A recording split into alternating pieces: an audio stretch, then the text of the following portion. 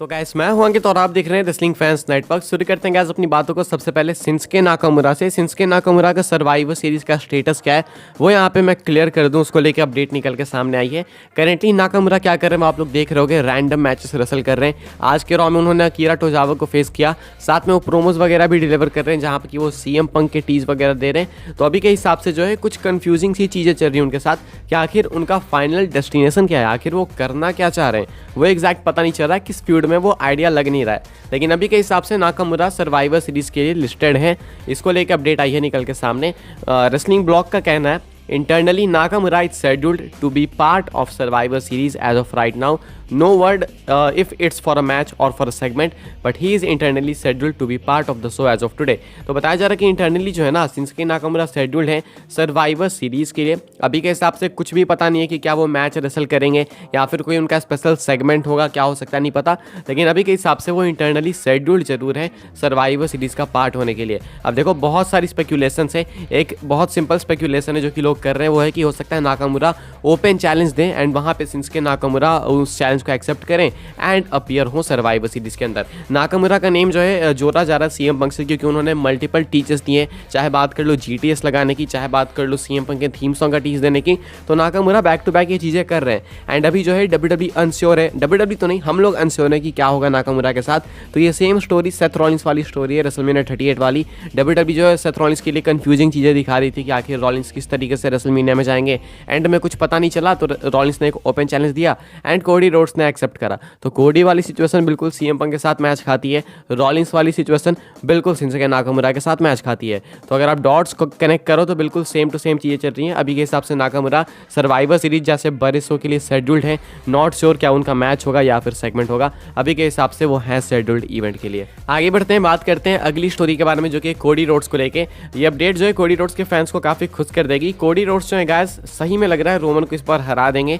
WW एक बार फिर से कोडी रोड्स को मैसिवली एडवर्टाइज कर रही है रोड टू रेसलमेनिया के लिए। अब रेसलमेनिया 40 का मेन इवेंट काफी ऑब्वियस दिख रहा है, Roman Reigns versus Cody Rhodes part 2 WWE undisputed championship के लिए, जहां पे की चांसेस इस बार बहुत ही ज्यादा है कि रोमन हार जाएंगे। तो यहाँ पे जो डब्ल्यूडब्ल्यू है उन्होंने अनाउंस करा है रोड टू रेसलमेनिया के लाइव इवेंट्स को, मतलब जो लाइव इवेंट्स होते हैं रेसलमेनिया से पहले उन लाइव इवेंट्स को डब्ल्यूडब्ल्यू ने एडवर्टाइज करा है, अनाउंस करा है कि हाँ भाई ये लाइव इवेंट होगा। एंड यहाँ पे जो है कोडी रोड्स को मेजॉरिटी में एडवर्टाइज करा गया है। कोडी रोड्स मेन फिगर है यहाँ पे। WWE have released the official promo banner for the Road to WrestleMania series of live events। जो बैनर वगैरह आपको WWE के वेबसाइट पे देखने को मिलेगा उसमें कोडी रोड्स मेन फीचर है। बहुत सिंपल है, कोडी रोड्स जो है बैक टू बैक कम्पीट करेंगे लाइव इवेंट्स में and as a baby face dominate करेंगे full road to WrestleMania season को। एंड देन WrestleMania में वो एक बहुत ही ज़्यादा अनप्रेडिक्टेबल मैच के अंदर ट्राइबल चीफ रोमन रेंस को फेस करेंगे अनडिस्प्यूटेड चैंपियनशिप के लिए, जहाँ पे कि वो पॉसिबली जीत भी सकते हैं, बहुत अच्छी खासी पॉसिबिलिटी है। तो अभी के हिसाब से कोडी रोड्स को डब्ल्यूडब्ल्यू वापस से रेसलमेनिया 39 की तरह ही रेसलमेनिया 40 में भी मैसिव ट्रीट कर रही है एंड आइडिया लग चुका है कि उस हिसाब से उनकी बुकिंग वहाँ पे रेसलमेनिया 40 अप्रैल मार्च के अराउंड कैसी होने वाली है। आगे बढ़ते हैं गाइस, बात करते हैं अगली स्टोरी के बारे में जो कि रिया रिप्ली को लेके। रिया रिप्ली ने एक माइलस्टोन टच करा है। ऐसे ये बहुत मेजर अपडेट नहीं है, लेकिन अब मेरे स्क्रीन पे आ गया था तो मुझे लगा इसको कवर कर ही लेते हैं। ये क्या मैं आपको बता दूं कि रिया रिप्ली जो है 220 दिन क्रॉस कर चुकी हैं as women's world champion and इस टाइमलाइन के अंदर उन्होंने 31 बार अपनी चैंपियनशिप डिफेंड भी करी है। बताया जा रहा है congrats to Rhea Ripley for hitting 220 days as women's world champion. In those 220 days she has successfully defended the title 31 times across TV PLEs live events. तो इन 2020 दिनों के अंदर रिया रिप्ली ने अपनी इस डोमिनेटिंग रेन के अंदर, इस रन के अंदर 31 बार अपनी चैंपियनशिप सक्सेसफुली डिफेंड करी है, चाहे आप कंबाइन कर लो टीवी पीएलईज एंड लाइव इवेंट्स। तो धीरे धीरे यहाँ पे रिया रिप्ली की जो रेन है वो आगे बढ़ते जा रही है एंड बताया जा रहा है कि वो एज चैंपियन एंटर करने वाली है एलिमिनेशन चेंबर में। मोस्ट प्रोबेबली रेसलमेनिया फेस करेंगी वो बेकी लिंच को, वहां पे जाके वो हार सकती हैं। तो ये रेन अभी 300 दिन तो आराम से क्रॉस करने वाली है। रिया रिप्ली बहुत ही ज़्यादा डोमिनेट करते हुए विमेंस डिवीजन को करेंटली। आगे बढ़ते हैं गाइस, बात करते हैं अगली स्टोरी के बारे में जो कि जेड कारगिल को लेके। डोमिनेशन की बात हुई है विमेंस डिवीजन की, तो जेड कारगिल भी एक ऐसी डब्ल्यूडब्ल्यू सुपरस्टार है जो कि डोमिनेट करेंगी बहुत ही जल्दी विमेंस डिवीजन को। लेकिन डब्ल्यूडब्ल्यू ने इनको ऑलमोस्ट 1 महीने पहले साइन करा था, अभी तक इनका ऑफिशियल डेब्यू हुआ नहीं है। वो देखने को मिली हमें सोच पे बैक स्टेज या फिर एनएक्सटी में, कई बार आई वो एरेना में भी, लेकिन कभी भी जो है वो रेसल करते हुए नहीं दिखी। अभी तक कुछ क्लियर भी नहीं हुआ कि क्या होगा उनके साथ। हाइप थोड़ी सी कम हो चुकी जेड कारगिल की, लेकिन आखिर करंट उनका स्टेटस क्या है मैं आपको बता दूं। जो जेड कारगिल है वो स्टिल माना जा रहा है कि लिस्टेड है बहुत जल्दी WWE में अपना ऑफिशियल डेब्यू करने के लिए एंड सब कुछ चालू करने के लिए। जो पहले डेट निकल के सामने आई थी वो सर्वाइवर सीरीज़ के आसपास की थी, लेकिन अभी थोड़ी सी कन्फ्यूजन से हो सकता है सर्वाइवर सीरीज़ के बाद वो आए, क्योंकि ऑलरेडी सर्वाइवर सीरीज़ के लिए बहुत सारी चीज़ें रूमर्ड है। रैंडी ऑर्टन, CM पंक और भी काफ़ी कुछ चल रहा है एंड साथ में जेड कारगिल भी, जॉन सीना का भी जो स्टेटस है वो अनश्योर है थोड़ा। तो बहुत सारी चीज़ें हैं, पता नहीं इसमें जेड कारगिल को स्पॉट मिलेगा या फिर नहीं, लेकिन अगर नहीं भी मिलता है तो मान के चलो उसके तुरंत बाद या फिर उसी के आसपास जो है जेड कारगिल आपको फाइनली अपनी स्टोरी शुरू करते हुए देखने को मिल सकती है। रेसलमेनिया का पार्ट उनको ऑब्वियसली बनना है, तो उसी हिसाब से WWE को उनकी स्टोरी रॉयल रंबल के आसपास तो कैसे भी स्टार्ट करनी ही है। अभी के हिसाब से हाइप थोड़ी डाउन हो चुकी है, लेकिन शायद WWE इंटेंशनली इस चीज़ को करना भी चाहती है। हो सकता है ऑल ऑफ अ सडन उनको रॉ में बुला दें, तो अब शायद WWE उस एंगल की तरफ जा रही है। तो अभी के हिसाब से ये कुछ है कि जेड कारगिल का स्टेटस अभी भी ठीक है, WWE को बहुत अच्छे से मालूम है क्या करना है क्या नहीं, वो अपने प्लान्स के हिसाब से ही जा रहे हैं। अभी उनकी थोड़ी सी हाइप डाउन है तो WWE करना ही चाह रही होगी, क्योंकि अगर WWE चाह जाए ना तो वो किसी की भी हाइप डाउन कर सकती है, किसी की भी ऊपर कर सकती है। तो सब कुछ WWE के हाथ में है। तो अभी के हिसाब से WWE जो करना चाह रही है वो कर रही है, ज़्यादा कुछ अपसेट होने की बात नहीं है। उनको पुश मिलेगा बहुत जल्दी एंड जैसे ही डेब्यू करेंगी वो डोमिनेट करना स्टार्ट करेंगी। अपनी आखिरी स्टोरी कवर कर लेते हैं, जो कि रोमन रेंज को लेकर। टाइटल वगैरह देख के आप लोग जान गए हो कि ऐसा कुछ होने वाला है नहीं, लेकिन फिर भी जो है ये न्यूज़ काफ़ी ज़्यादा इंटरनेट पे फैल रही है, चाहे बात कर लो टिकटॉक की, चाहे आप बात कर लो फेसबुक की।